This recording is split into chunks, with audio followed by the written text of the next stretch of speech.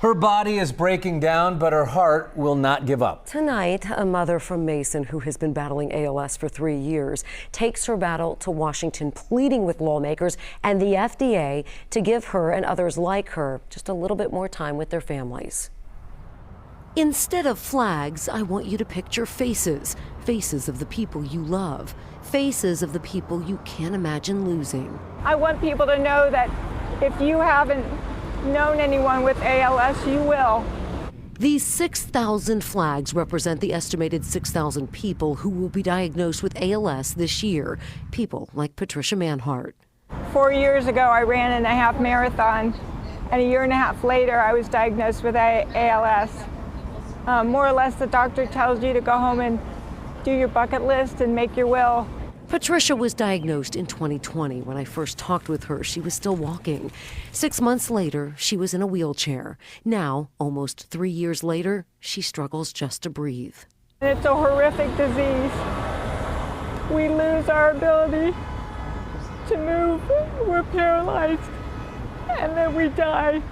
As difficult as it is to travel, Patricia and dozens more facing the same fate wanted to be in Washington to be heard this week. They refused to die in silence. Living with ALS is a little bit like losing a little piece of yourself slowly, day by day. Tim Tobin is one of thousands of patients begging the FDA to grant access to trial drugs that have not only helped patients in clinical trials, but have reversed the symptoms. They say the drug Neuron is a game changer. I think it's shameful if they're not going to be looking at the real-world impacts of the drug and the testimony of patients about how it has impacted them.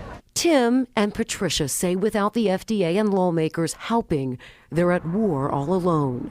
It's sort of like walking into a battlefield without any ammunition or weapons.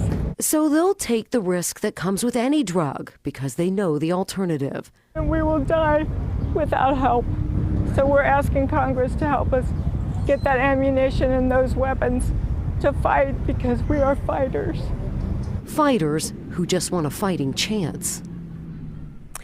Patricia was also able to meet with Senator Vance, Congressman Winstrup, and a member of Senator Brown's staff today. All of them very, very supportive. The question now, though, is will it have any impact on the FDA? Remember, this is a fight they've been fighting for years. And most people would say if you have ALS, and it is a death sentence, as they say, why wouldn't you allow them the opportunity to try some of these drugs that could work? That is the question every family member, every person fighting this awful disease is asking. Just let us try it, right? We'll take our chances.